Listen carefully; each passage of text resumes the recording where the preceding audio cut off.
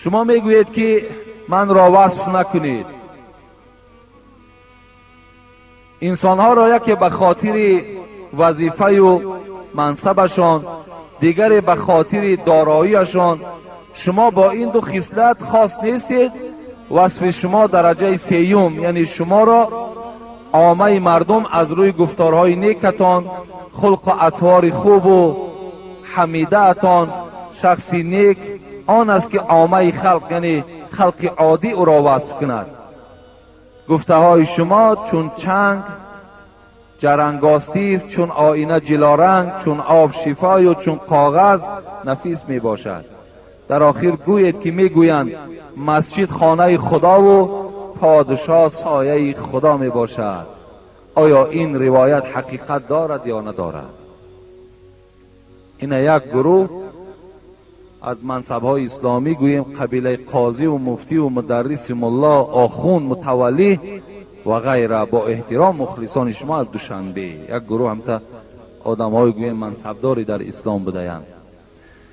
در آخر از ما پرسیده است که مسجد خانه خدای و پادشاه سایه خدا در روی زمین است. این روایت حقیقت دارد یا ندارد؟ البته حقیقت دارد. مسجد این جای سجدگاه است. مسجد خانه خدا هست. اینا با احترام انا همین سجده که ما و شما میکنیم به این خاطر اینا خانه خدا میگویند که خانه خدا باید که سجده داشته باشد، باید موعظه داشته باشد، باید ذکر داشته باشد.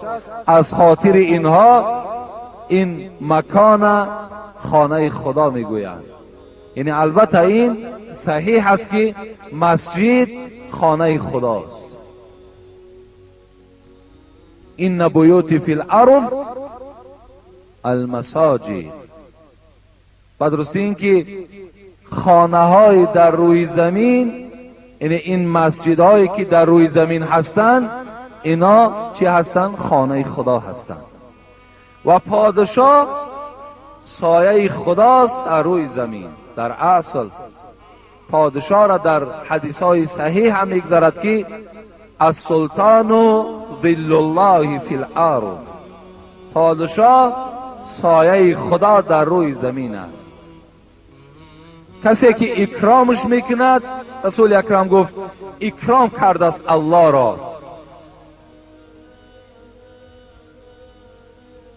و کسی که اهانتش میکند، کسی بدش میبیند، دشنامش میدهد، همچنان است که الله را اهانت کرده است.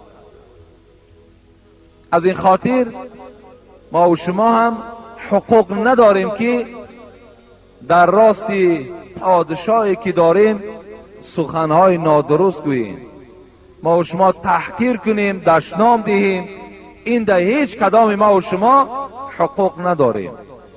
باید الحال انا همین پادشاهی که ما و شما داریم، شخصا من انا همین پادشاهی که الحال داریم همچون حاجی، همچون حمایتگر دین اسلام میشناسمش. و همه شما معلوم است 2 بار حج کردگی هستند. از منبرهای باور کنین اسلام طرفداری کردگی است که هر یک شخصیت اونجا غیرت نمی کند که از اسلام دفاع کند، که اسلام شما با تروریسم و اسلام شما گویم با دین جنگخواه هیچگاه گفته از شما چیکار نکنین، شما نخوانید، بلکه این دینی هست که دینی صلح‌خواه است، دینی هست که فقط عبارت از پند و نصیحت است. برای همین هر یک فرد تاجیکستان امروز وظیفه‌دار است که از پادشاه خودمان دفاع کنیم. باید که پشتیبانی کنیم. باید در هر یک نمازمان باور کنین ما دعا کننده باشیم که خداوند باز همین عدل انصافی که دارد باز عدل انصافش زیاده گرداند. امروز همون عدل انصافش یک تماشا کنین. همین شهر خودمان دیگر بیرون شه، من برای شما مثال نمیارم. یک مسجد در پهلو ساختیم، چندین بار صندوق گردانی و چندین بار سفرها و برای مثال یک عمارتی که ما کردیم چندین نفرها در پهلومان ایستادگی با یک زحمت با یک مشقت انجامش دادیم. اینقدر عمارت ها، اینقدر بهبودی ها، چگونه جایگوی مدح و ستایشش نیست. خداوند عمرش دراز کند، خداوند از همه آفت ها و بلاها نگهش دارد و خداوند باز توفیقش زیاده بگرداند و از همه گزندها خداوند در حفظ امانش نگهش دارد. آمین و رب العالمین.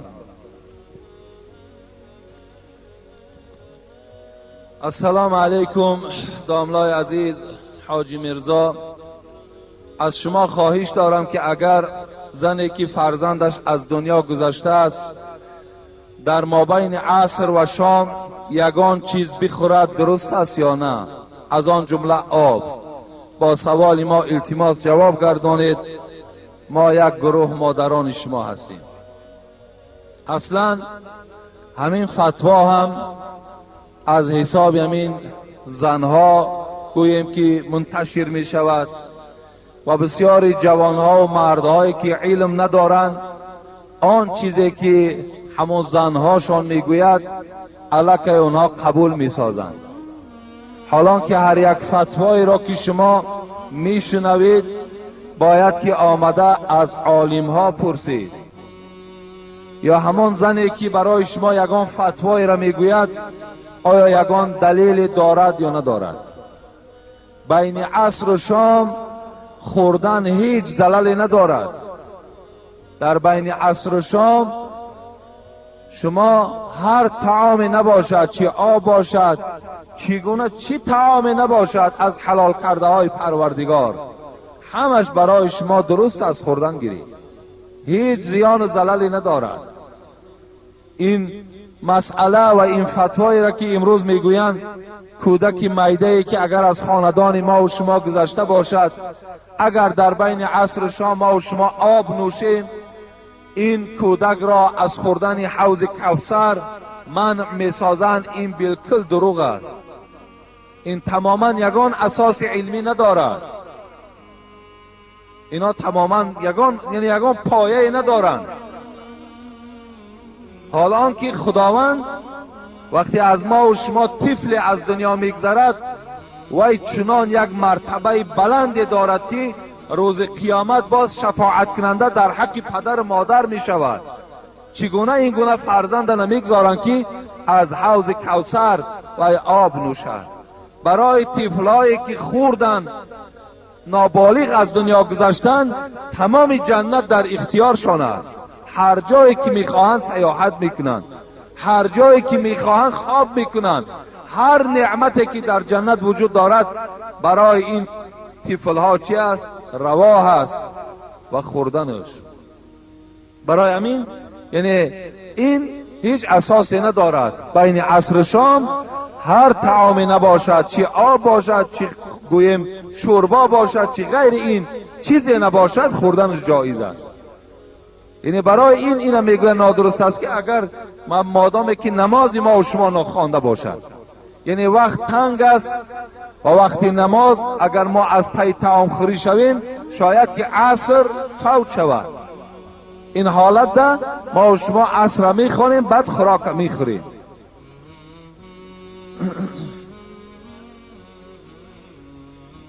السلام علیکم اکای حاجی میرزا. من یک سوال دارم. من یک دختری را با ستر با حیا کردم و میخواهم که او را با نکاح خود درآورم. آدمان میگویند که به جای پیر حساب میخورد. شما یک روشنی اندازید. مخلص اشدی شما از کاریز. در حق ما یک دعای خیر کنید. خدای مهربان شما را باز غیرت اسلامی تان از زیاده کند که این گونه دخترهایی که از ما و شما هستند و با دلالت شما آنها صاحب ستر شوند، صاحب حیا شوند. خوش به حال همه اون برادران و مادران و پدرانی که برای دخترهاشون با حیا کردن سعی و کوشش دارند. این پیر شما حساب نمیخوره. اگر گویم پیر شما هم که حساب خوره و بیگانه باشد نکاح وی درست است، باکی ندارد. اگر برای شما شوهرهای مثال شوهرهای هستند که خودشان بی سوادن و زنهاشان عالمه هستند، یعنی زنهاشان قرآن خوان هستند زنهاشون مسئله خوانند، زنهاشون حدیث میخوانند، اگر همون شوهرهاشون هم که تعلیم دهند و یا ثواب میگیرند. این معنای را ندارد که در این بین نکاح او بریده میشود یا اینکه این زن مثال گویم که پیر شوهرش به حساب خورد و دیگر شوهر دست این زن قپیده نتواند. نه، دیگر اینا اساس ندارند. برعکس باش ثوابش در همین است. باید تعلیم کردن میگیرد. این ثواب گویم زن ثواب میگیرد، شوهر هم ثواب میگیرد و در زندگی اینها هیچ نقصی پیدا نمی شود. بگذار وای پیری وای هم باشد لیکن زن این مرد به حساب می رود. اگر تمام علم اسلام هم به شوهر تعلیم هم که کند، تا حال حق شوهر ادا کردگی نیست.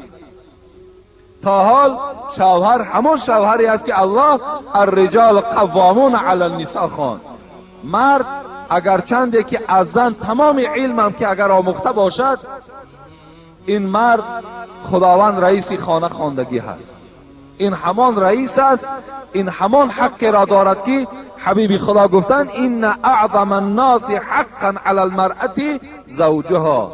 بزرگترین حق بالای زنها حق پدر و مادرش نه، بلکه حق شوهرش نیست. برای همین درست از زندگی تان دوام دادن گیرین، هیچ باکی ندارد. اگر کدام دختری را که شما با ساتر کنین، با حیا کنین و خودتان نکاح کرده گیرین، خوش به حالتان درست است، صحیح است، هیچ زلالی ندارد. مکتوب ها را خیلی مختصر نویسید. السلام علیکم و رحمت الله و برکاته. حاجی میرزا، من یک چند سوال دارم و میخواهم که فوراً بر من جواب گویید. من از سال 1993 این جانب نماز میخوانم ولی سوره های دراز را نمیدانم. حضرت الحمد، قل هو الله، تبت، انا اعطینا، لیلاف، قل اعوذ را میدانم و خلاص. برادرای عزیز، پیش از آن که تمام نخوانم، این سوره ها الحمد نام ندارم. این سوره سوره فاتحه هست، سوره اخلاص است، سوره مسد است، سوره کوثر است، سوره قریش است، سوره فلق است، سوره ناس است. شما نام های سوره را از یاد کنید. آخه همه گپ یاد گرفتین، یکدیگر تون تهمت کرده میتونین، یکدیگر تون غیبت کرده میتونین، یکدیگر تون دشنام داده میتونین، خبرهای دروغ از تمام مکان گرفته میتونین. پس همین چی است که مثال سوره الحمد نه بلکه سوره فاتحه، سوره قل هو الله نه بلکه سوره اخلاص، سوره تبت نه بلکه سوره مسد، سوره قل اعوذ نه بلکه سوره فلق یا سوره ناس، سوره لیلاف نه بلکه سوره قریش. اینا هر کدامش نام داره. باید شما این نام ها را دانید.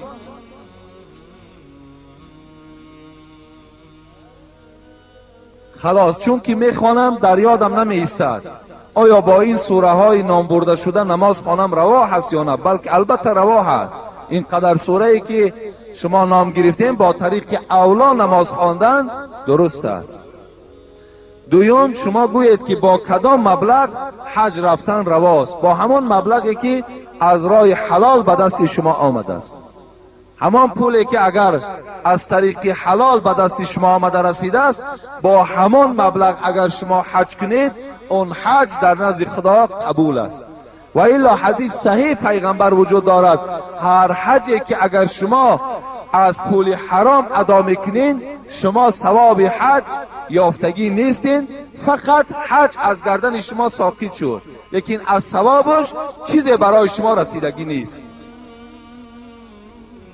سوم، برای پدر به سر گور فرزند بعد دیدن روزای اول خاکسلام رفتن ممکن است یا نه؟ البته به البته. امروز پدرها فرزنداشون از دنیا میگذرد، زنهاشون یا مادرهاشون میگن که به سر قبر فرزندت نرو، حالا که پدر خودش حق دارد که همان فرزند در گور خودش گذارد. باید با دستهای خودش برده در همون لحد جاش کند.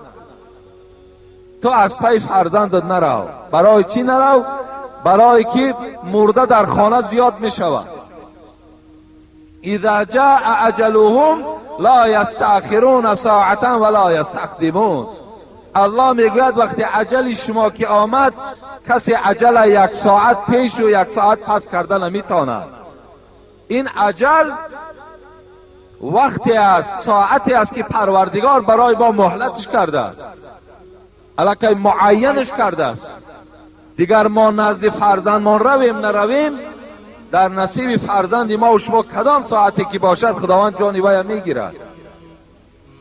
جوانای عزیز، اگر از شما فرزند گذشت، با دست خودتان برداشته قبرستان برید، در قبر خودتان جای کنید. خاک سلام است، چیزی نباشد، شما گورستان روین، در حق مرده ها دعا کنین و از این جمعیت گورستان عبرت گیرین.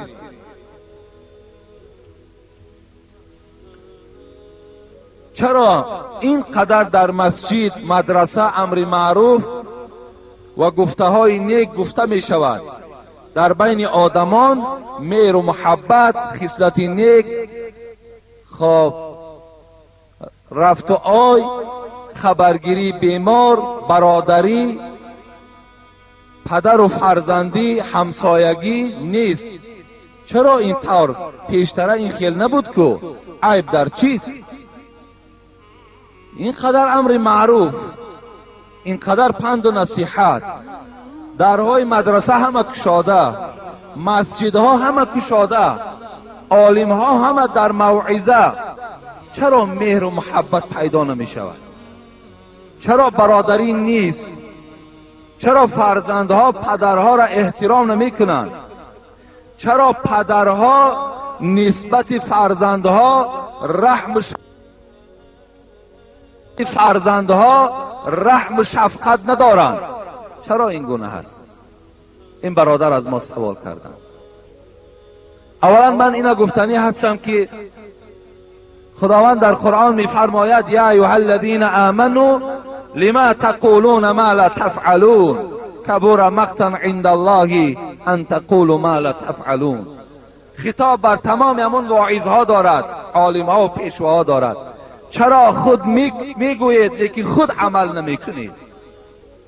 زمانی که شما میدانید و نمیکنید، در نزد پروردگارتان عذاب و غضب خیلی زیاد منتظر شما هست. امروز در اصل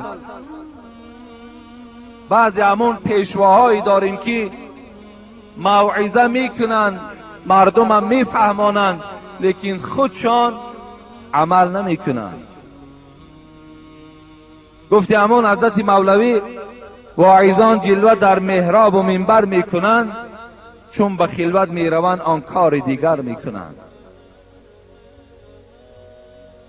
تا زمانی که اگر واعظ خودش، پیشوا و ایشان و شیخ ملا خودش اگر در گفته های پروردگار عمل کننده نباشند، سخن اونها در مردم هیچ تأثیر نمی کند، در مردم هیچ تأثیر پیدا نمی کند.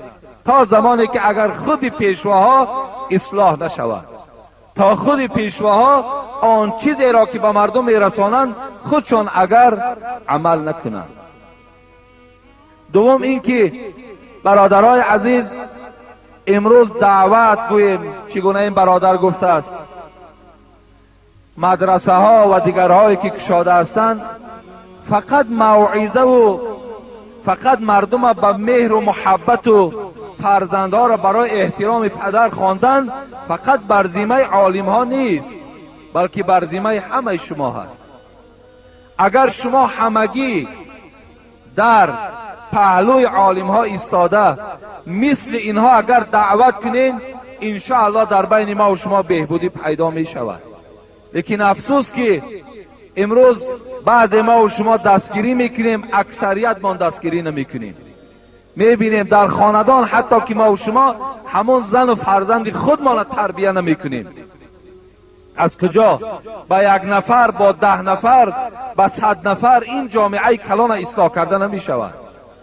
امروز فقط اتفاقی همه شما باید آن چیزی را که شما اینجا میشنوین اینا باید نکته به نکته، کلمه به کلمه باید در خاندانتان برده رسانید. باید شما سختگیری در خاندان داشته باشید. این حالت انشاءالله بهبودی می شود.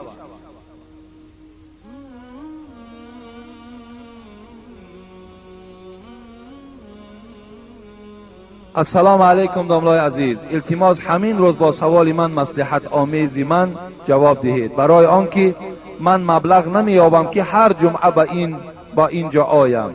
یک آدمی دست بخیر به من 2 سامانی داد، من آمدم. من خودم بیمارم، من عائله دار صاحب 6 فرزندم. زنم با سبب مبلغی کم یافتنم از من نفرت کرده 1 سال باز با من قهری کرده است. زنم نمازخوان است. آیا نماز این در نزد خداوند قبول می شود یا نه؟ من می خواهم جدا شوم. فرزندانم می گویند که مرا پرتافته نرو، ما را پرتافته نرو. چی کار کنم؟ التماس مصلحت دهید، التماس همین روز جواب دهید. یعنی این برادر عزیزی ما گویم در بلای زن گرفتار است. زنی بد در سرای مرد نکو، اندرین عالم است دوزخی او. زنهار بد قرین بد زنهار، و قین ربنا عذاب النار.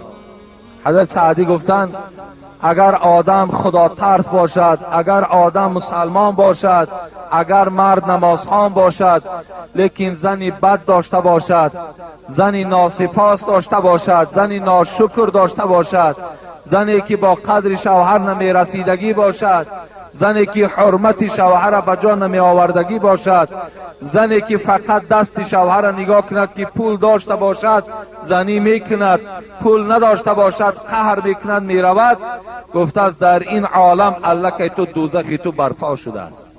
اما همین گفته است خودش دوزخ است. برای همین این زنی که اگر شبان روزه نماز خواند، اگر زنی که تمام سال گویم روزدار باشد، لیکن اگر شوهر از او راضی نباشد، اگر شوهر از او ملال باشد، این روزه و نماز او در نزد پروردگار به منزله یک پری پشه قدر ندارد، هیچ قدری ندارد. رسول اکرم صلی الله علیه و سلم چی میگوید؟ ایما امرأة ماتت و زوجها عنها راض دخلت الجنه. کدام زن از دنیا گذرد، زمانی که این زن گویم از طایفه زنهای بود که روزه می گرفت، نماز می خواند، زمان گذشت و شوهر از او راضی بود، گویم این زنی بود که هم عبادت الله را به جا می آورد، هم حرمت شوهرش هم به جا می آورد. یعنی حرمت شوهرم این خودش عبادت است، فرمان پروردگار است.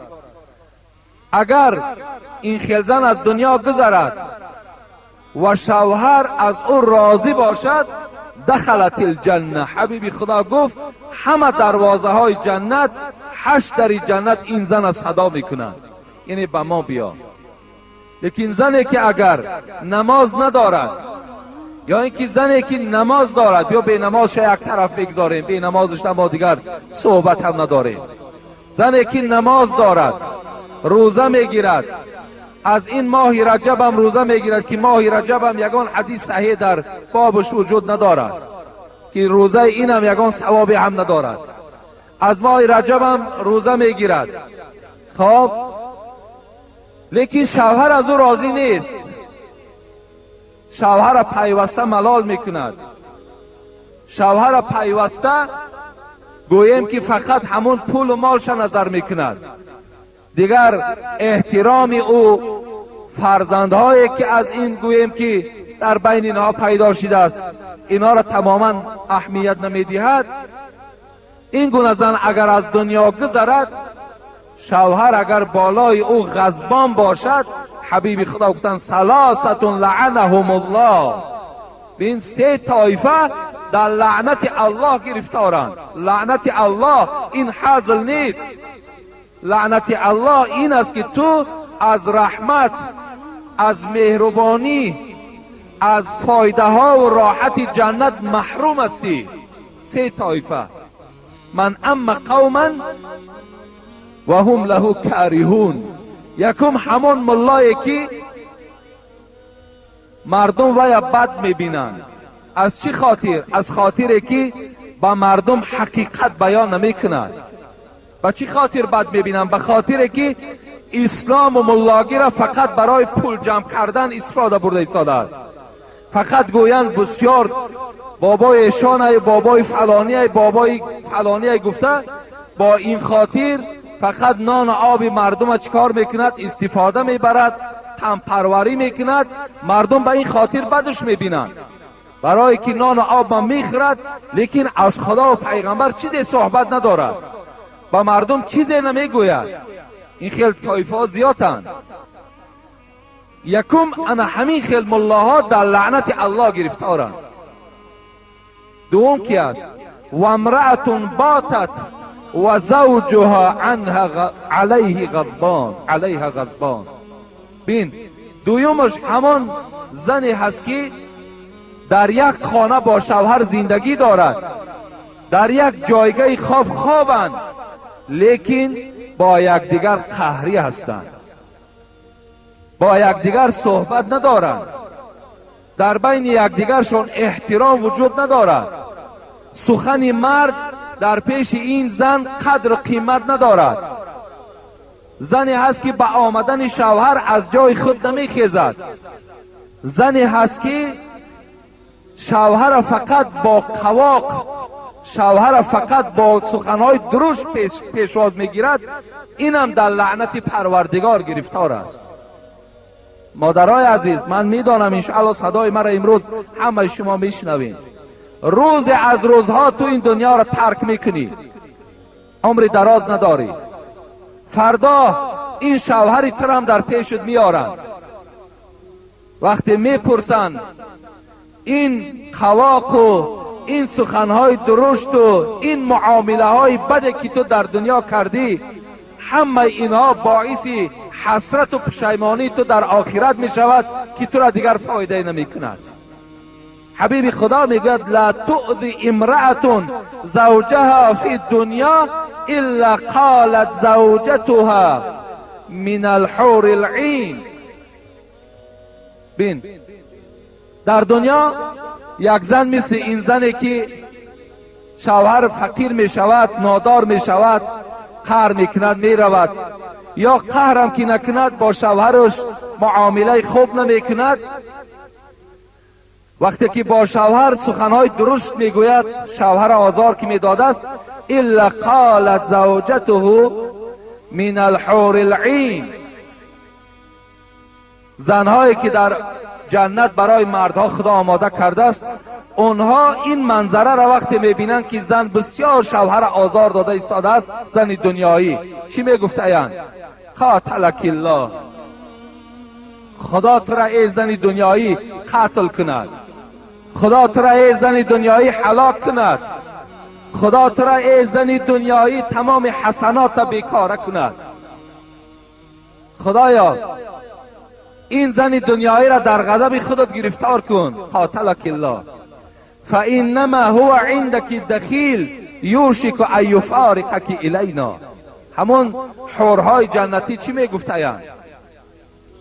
همون حورهای جنتی میگفتند ای زن دنیایی، افسوس که این صدای من به گوش تو نمیرسد، و ایلا من برای تو اعلان میکنم، خبر میدهم که این مرد که امروز تو او را آزار داده ایستاده ای، این مرد که امروز این بیچاره را تو گویم دیوس کرده ای، این مرد که امروز غیرت همش تو از دستش گرفته ای، این در نزد تو دخیل است. دخیل گفته چرا میگن؟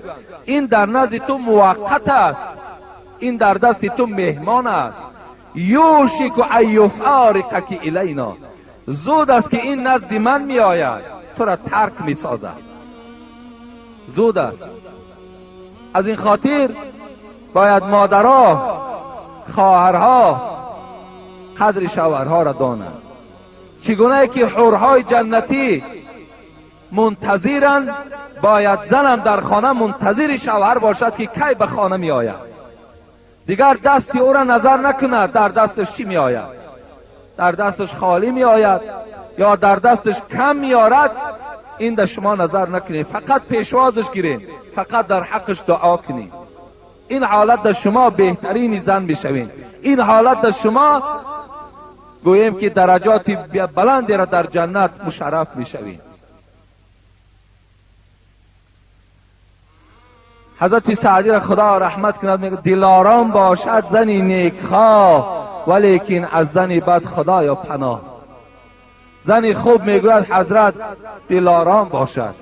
زنی خوب بسیار دل آرام میکند، بسیار عصب آرام میکند، بسیار وقتی مرد خوش میکند.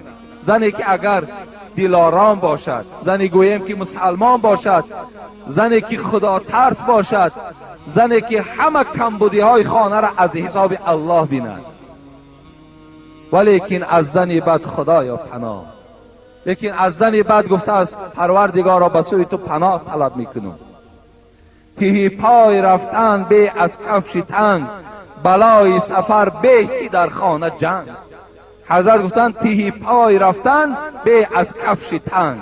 همین پاپوشی که تنگ باشد، همین پای افضالی که پای انسان میزند، گفته است از این گونه پای افضال پوشیدن نپوشیدنش بهتر. گفته است اگر همین خلزن ناسپاس، همین خلزن نادرست، همین خلزنی که به قدر فرزنده و شوهر نرسد، از این خلزن در نابودنش بهتر است، نداشتنش بهتر است. بلای سفر به که در خانه جنگ. همین سفر از بلا خالی نیست. همین گفته از دائم سفرکی باشی و مادامی که اگر در خانه دائم جنگ باشد، اگر خانه دائم نارام باشد، دائم خانه ناسالم باشد، دائم خانه در گویم گفت و شنیدهای ناخوب باشد، از این گفته است برای این خیل مردی که این خیل زن داشته باشد همین دائم در سفر باشد، این بهتر است. به زندان قاضی گرفتار و به که در خانه بینی در ابرو گره. حضرت سعدی را خدا رحمت کند. زندان قاضی را میدانیم، رنگی زندان هایی که امروز تلویزور داره و گویم که کراوات داره و خراک جا داره و حاجت خانه داره و همه شرایط داده است، این خیلی زندان نیست. زندان قاضی همون یک راست میکنن زمینه، از همون بالا 10 متر از 15 متر از میپرتویند، در همونجا از بالای سر کشاده است. کدام وقتی خواهن آبد میتاند گفته یک جای خیلی با مشقت، جای وزنین، در یک جایی که پات دراز کرده خواب کرده نمیتانی. حضرت گفته است همین خیل جای بهتر است. گفته است زمانی که اگر خانه روی و زن تا اگر نگاه کنی که در ابروش گره باشد، اگر قواق در زن باشد، پیشوازی تو با گره ابرو باشد، از این خیل زن نگاه کردن و از این خیل خانه در آمدن همون زندان قاضی بهتر است.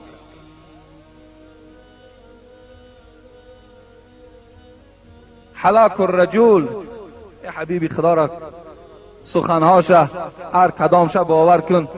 اگر شرح دهیم چندین کتاب ها را گوییم که از جمله ما و شما پر می سازیم.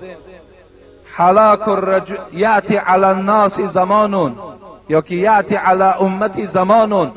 حبیبی خدا گو که بر بالای همین امت من یک زمان می آید. چی زمان است؟ هلاک الرجل علی ید امرأته و ولده یعران بالفقر فیرکب مراکب السوء فیهلک. زمانی می آید که مردهای امت مرا هلاکشان، وفاتشان در دست زنهاشان و در دست فرزندهاشان می شود. زنهاشان و فرزندهاشان هلاکشان می کنند. یعیران بالفقر. حبیب خدا گفت که چگونه هلاکشان در دست زنها و فرزندهاشان می شود. این است گفت که شوهرهاشان با کمبغلی طعنه می زنند، می گویند که نظر نمی کنی که فلانی را خانه شبین، چخیل خانه زیبا دارد، تو مردک نیستی، یا ببین چی خوراک‌های با لذت در خانه همسایه هست، تو مردک نیستی. یا ببین چگونه لباس‌های برای بچه‌هاشان می‌خرند، تو مردک نیستی. این گونه طعنه می‌سازن به مردها. مردی که بیچاره خداوند در تقدیر او فقر را کشیده است، کمبغلی را کشیده است، با این طعنه تو، با این وسواس تو وای بای نمی شود. گفتی حضرت سعدی آن کس که توانگرت نمی گرداند او مصلحتی تو از تو بهتر داند. او ذاتی که این توانگر نمی گرداند او هزارها بار از تو مصلحتش بهتر میداند. آخه این خداوند دولت و کمبغلی همه در دست همون ذات است. وقتی میگوید این مرد که طعنه میکند فیرکب مراکب سو، این مرد دیگر چی میشود؟ از دست این گونه زنی بدبخت، از دست این گونه زنی ناسپاس، از دست این گونه زنی از خدا دور مجبور میشود که بعد در مرکب گناه سوار میشود. بعد برای این گونه خانه را ساختن، برای این گونه لباس ها را خریدن، برای این گونه معرکه هایی که گویم 2 روز و 3 روز میگذرانند این گونه ها را برپا کردن، این مرد مجبور می شود که دستی به گناه زند. بعد نگاه میکند کنه امینا از کجا یافتند. خیلی میبیند بعضیاش از فروختن گیرین صاحب این قدر خانه و در شدند، بعضیاش گویم خیانتی در دولت میکنن، از مال دولت هم میدزدند، بعضیاش گویم که باز یگان راهی دیگر فریب و یا راهی مردم کشی و راهی دزدی دارند. لیکن بسیار این تحقیر نیست در حق اونها. بسیاری اونها هست که از راههای حلال مثال صاحب خانه شدند، صاحب فرزند شدند، صاحب ماشین شدند. ما با اونها کاری ندارم، لیکن اکثریت هست امروز. بعدا اینم چند میزند در همین راه میرود. فیرکب مراکب سوء فیهلک. حبیب خدا گفت بعدا چیکار میکند؟ در این راه که رفت و هلاک شده به حساب میخورد. بعد یکی میبینیم خبرش میآید که مثال میدانه که شوهر تا در دوشنبه دستگیر کردند، میدانی شوهر تا در روسیه دستگیر کردند، میدانی که راه در رفت که باز چند دوستای دیگر طلا و تاراج کردن شوهر تا قتل کرد. یعنی در راه نادرست این شوهر از حساب طعنه زن رفت هلاک شد.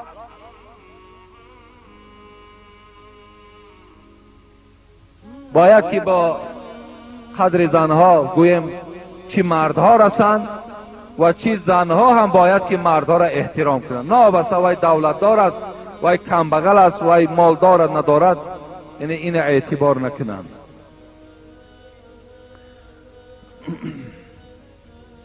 اینجا یک سوال دیگر تعجیلی آمده است. السلام علیکم محترم حاجی مرزا، سوال تعجیلی از نایه فرخار. محترم، در نزد زنی که حج کرده است قرآن می آموخت، روز سطر کرده به خانه اش رفت و آن زن به دخترم گفته است به من سطر معقول نیست، دیگر سطر کرده نیا، یگان روی مالچه را ببند که موی سرت نتابد بس است. و من گفتم به او سطر معقول نباشد، او زیر آیت سوره نور رفتار کرده است و یک چند روز می شود که به قرآن خوانی نمی رود. خلاص آیا دخترم را به دیگر جا ببرم یا در نزد همان زن به سطر خواندن را دوام دهد؟ التماس جوابش را همین جمعه گوید که حیران مانده ام. با احترام برادر اسلامی شما. یعنی این زن حج رفته است، زن قرآن خوان است، لیکن سطر را دوست نمی دارد. تعجب است، باور کنید، تعجب است. من چی گفتنی هستم؟ میگوید هیچ سیقل، سعدی را خدا رحمت کند، هیچ سیقل نتواند کرد آهنی را که بدگوهر باشد، چون بود اصل جوهر قابل تربیت را در او اثر باشد. سگ به دریای هفتگانه بشو چون که تر شد پلیتر باشد. خر عیسی گربرش به مکه گرچه آید هنوز خر باشد. عاقلان این سخن نکو دانند، زاده خر همیشه خر باشد. این سخن حضرت سعدی است. خواهر عزیز، مادر عزیز، برادر عزیز، ما و شما وقتی که عنوان حاجگی گرفتیم، حج کردیم، موضع های مبارک تماشا کردیم، پس وقتی ما می آییم و یک خواهر من سطر اسلامی میکند میگویم امین من ده معقول نیست، چی گناه عزیز عظیمی، چی گویم یک جنایت وزنی در نزد قرآن ما و شما کردگی هستیم. برادرای عزیز، این الله در قرآن میگوید، چی در سوره احزاب چی در سوره نور. حضرت عایشه صدیقه که گویم یک تار مویش از 1000 این گونه زنهای حاجی بالاتر بود، مادر ما و شما، وقتی یک طایفه زنها پیشش آمدن برای زیارت آمدن، مادر من عایشه را، عایشه که رسول اکرم در جنگ بود، پیغمبر خدا پرسیدن ای حبیب خدا، محبوب ترین مردم به سوی تو کیست؟ کی را دوست می‌داری؟ حضرت گفتن عایشه را دوست می‌دارم. گفتن ای حبیب خدا، مراد ما از مردهاست از زنها نیست. گفتن ابوها، پدر عایشه را دوست می‌دارم، ابوبکر را دوست می‌دارم. زن را که عایشه را که رسول اکرم دوست می‌داشت، همین عایشه را زنها زیارت آمدن. این لباس هایی که امروز زنها میپوشن این لباس نبود، این لباس تورهایی که اگر همین میکه زن نباشد کلی بدنش میتابد. این لباسی که گویم آستین های بریده و این لباس هایی که یوبکه هایی که امروز برهاشون دراندگی تار پایها میتابد، این گونه نبود. نعوذ بالله به سوی پروردگار از این لباس هایی که امروز دخترهای ما را بدبخت کرده است. دخترهای ما را باور کنین اولین ضربه که در زندگی دختر ما و شما میزند انا همین لباس های نادرستی که میپوشانیمشان. شرم نمیکنیم با همین لباس هایی که تمام وجودش میتابد پیش عزیزان خدا زیارت میبریم، دوستان خدا را باز همونجا نازار میکنیم. با این لباس نه، بلکه لباسی بود که شاید کمی بدنهاشان گویم که تنگتر بود، میگد کمی بدنهاشان گویم که یعنی چیزی تنگچیل از بدن میتابد، اما بدن بیرون دا پیشکش میکرد. عایشه دیدن در حال میگه دیگرگون شدن، در حال غضبناک شدن. چی گفتن؟ گفتن که این کنتن مؤمنات فلیس هذا بثیاب المؤمنات. اگر گفتن خواهرای عزیز، مادرای عزیز، شما دعوا کنین که شما مسلمان هستین، این لباسی که شما دربر کردین این لباسی مسلمان نیست. این عایشه صدیقه گفتن. از این خاطر این مادر ما البته به البته خواهر باشد، اپه باشد، مادر باشد، و سوی پروردگار توبه کند که بر من معقول نیست. برای تو چی معقول است؟ برای تو سر و لیج معقول است، برای تو گردن لوج معقول است، برای تو تمام وجودش تا و دورای تامین معقول است. پس سطر معقول که نباشد اینش معقول است برای تو. باید برای همه ما معقول باشد. سخن خداست، چگونه ما اعتراف نکنیم، چگونه پشتیبانی نکنیم. خداوند در قرآن برای تمام مؤمنها گوشزد میکند انما المؤمنون اخوة فاصلحوا بین اخویکم واتقوا الله لعلكم ترحمون. يا أيها الذين آمنوا لا يسخر قوم من قوم عسى أن يكونوا خيرا منهم ولا نساء من نساء عسى أن يكون خيرا منهن ولا تلمزوا أنفسكم ولا تنابزوا بالألقاب بئس الاسم الفسوق بعد الإيمان ومن لم يتب فأولئك هم الظالمون.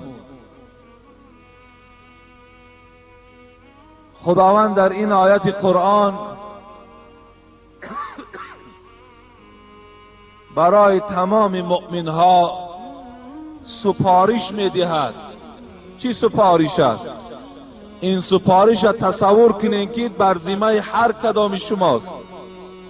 تمام همین جمعیتی که الحال در همین مسجد نشسته این سپارش پروردگار به ذمه هر کدام شماست. اگر ادا کنین شما در نزد خداوند جزای نیک میگیرین.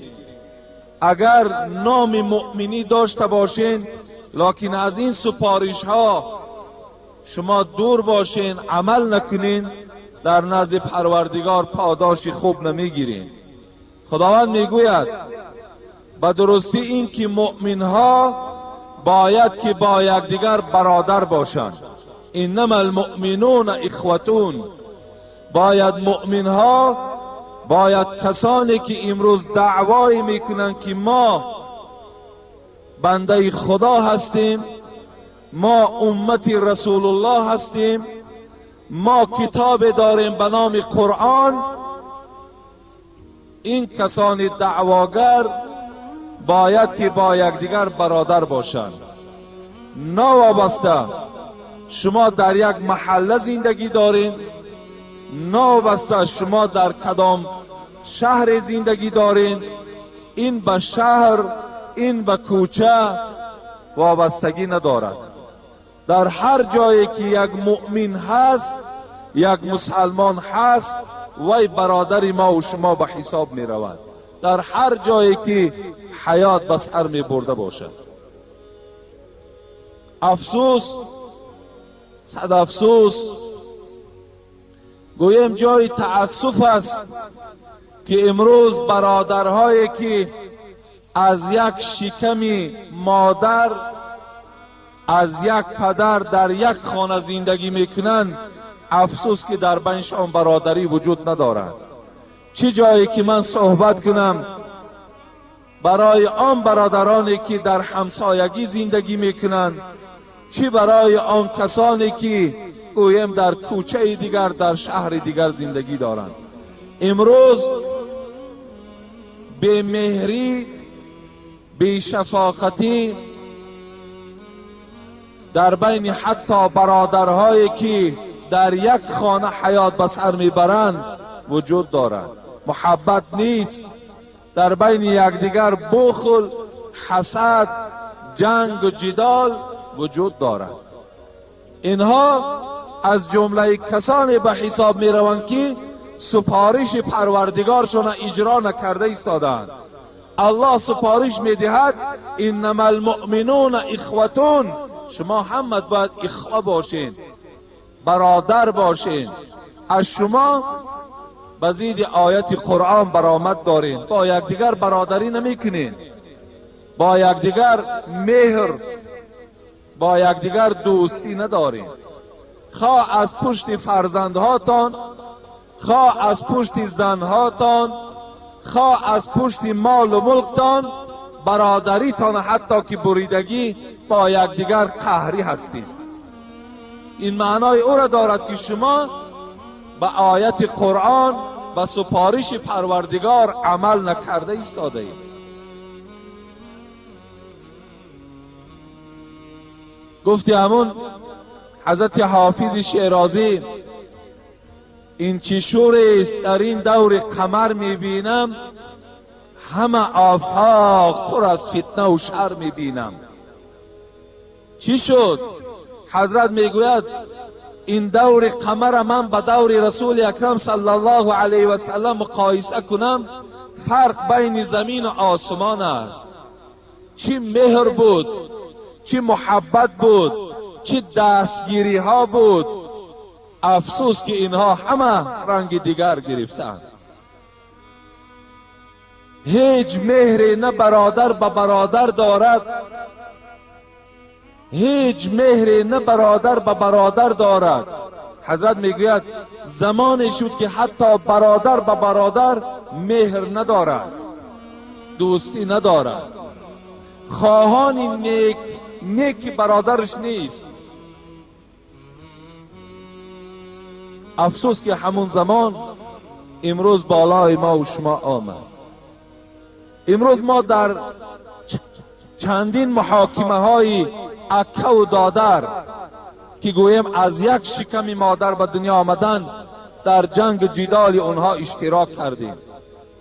چندین مکتوب های می آید که برادرم دولتدار است، مالدار است، حتی مال زکات بیگانه را می دهد، مرا نمی دهد. همه این معنای چی را دارد؟ معنای این را دارد که امروز برادرای ما را همان دنیایی که رسول اکرم صلی الله علیه و سلم گفتند این مما اخاف علیکم من بعدی، من بر بالای امتم می ترسم از چی؟ من زهرت دنیا و زینتها، ما یفتح علیکم من زهرت دنیا و زینتها. بر بالای شما ای امت می ترسم از اینکه دروازه های زینت، دروازه های راحت دنیا بالای شما کشاده می شود و شما برادری و مؤمنیتان فراموش می کنید. انا همون سخن پیغمبری خدا امروز الکه چی شد؟ برای ما و شما نشان داد که حقیقت این سخن رسول اکرم الکه در بین ما و شما آشکار شد. امروز برادری همه دیگر بر مال و ملک است. مال و ملک داری، وظیفه داری، قدر شرف داری، برادر من هستی، و الا اگر از اینها خالی باشی تو برادر ما نیستی. انا همین موضوع الکه امروز جامعه ما و شما را فرا گرفته است. گفتی حضرت سعدی امروز خلق خیش بسیم و بزر کنن، بیزر اگر برادر زو هم حذر کنن. امروز چنان زمانی شد که همه کار فقط با پول و با مال است، دیگر با آداب و با اخلاق و با برادری دیگر هیچ تعلقات ندارد، وابستگی ندارد. بیزر اگر برادر زو هم حذر کنند. ان لكل امت فتنه و فتنه امت المال. حبیب خدا گفتن هر یک امت در یک فتنه دوچار می شد، لیکن فتنه ده که امت من دوچار می شود این مال دنیا هست. انا همین مال دنیا امروز برادری را از بین ما و شما چکار کرد؟ دور کرد. بازیچه است که فی الفریب این متاع دهر، به عقل مردمان که بر او مبتلا شوند. حضرت میگوید نه لایق بر غرور است و نه لایق بر غرور است و نه عزم اعتمادی ها نمی ارزد به این حرفی که کس گوید به من داده است. حتی همین دنیایی که بر شما داده است حضرت میگوید لایق نیست این که گویی که من آدم خدا داد هستم، مرا خدا داده است. خداوند میگه فاصلحوا بین اخویکم واتقوا الله لعلکم ترحمون. شما اگر در بین برادراتان قهرگی وجود داشته باشد، بی مهری وجود داشته باشد، مؤمنهای دیگر پروردگار میگوید وظیفه دارند که اینها را آشتی درآورند، در بین اینها محبتشون پیدا کنند، در بین اینها جنگ و جدال باشد جنگ و جدال اینها را خلاص کنند. این حالت در پروردگار شما را در رحمت خود شامل میگرداند. در تمام آیات باز خداوند با مؤمنها باز ندا میکند یا ایها الذین آمنو، ای کسانی که شما مؤمن هستین، لا یسخر قوم من قوم عسى ان یکونوا خیرا منهم. میگوید پروردگار ای کسانی که دعوای ایمان دارید، شما حق ندارید که یک قوم دیگر تان مسخره کند. شاید این که آن قومی را که شما مسخره دارید و از شما دیده بهتر باشد. الله میگوید شما حق مسخره کردن هم ندارید. مسخره چیست؟ مسخره این از حساب غرور و تکبری می شود که یک برادر مسلمان ما و شما مسخره میکنیم، به حال او میخندیم، اینا میگوید مسخره. الله میگوید شاید آن شخصی را که شما مسخره دارین، آن شخصی را که شما گوییم که آدم هم نمیشمارین، شاید که وای از شما دیده بالاتر باشد. شاید که وای از شما دیده در نزد من شرفش بلندتر باشد. عسى ان یکونوا خیرا منهم ولا نساء من نساء عسى ان یکون خیرا منهن. باز خداوند به زنهای مؤمن خطاب دارد: ای زنهای مؤمن، شما دیگر زنهایی که از قوم دیگر باشند یا از خواهر و همسایگی شما باشند، شما اونها را مسخره نکنید. شاید که آن زنهایی را که شما مسخره دارید اونها از شما دیده باز چی باشند؟ بهتر باشند. ولا تلمزوا انفسکم، شما در حق یک برادرتان عیب جویی نکنید. شما عیب جو نباشید. شما طعنه کننده حال یک برادرتان نباشید که چگونه که امروز انا همون طعنه جویی، همون عیب جویی در مردم مسلمان و مؤمن ما و شما به نهایت رواج دارد. الله میگوید این نشانه مؤمنی نیست وقتی تو بر برادرت عیب جویی میکنی یا بر بالای برادرت حسد میورزی.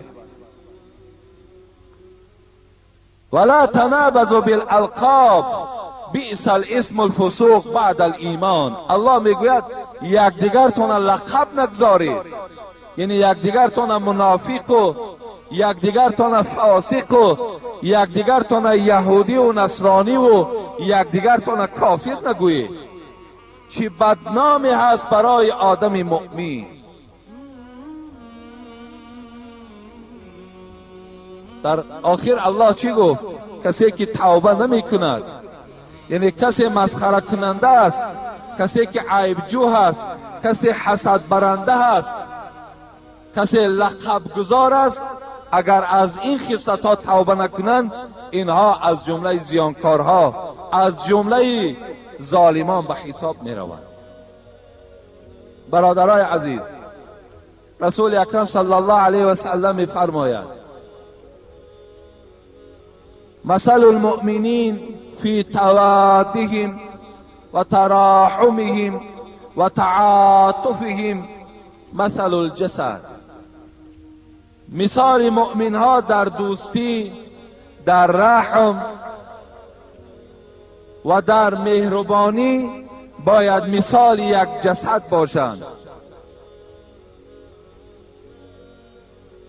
اذا اشتکا عضو منه تداعی له سائر الجسد.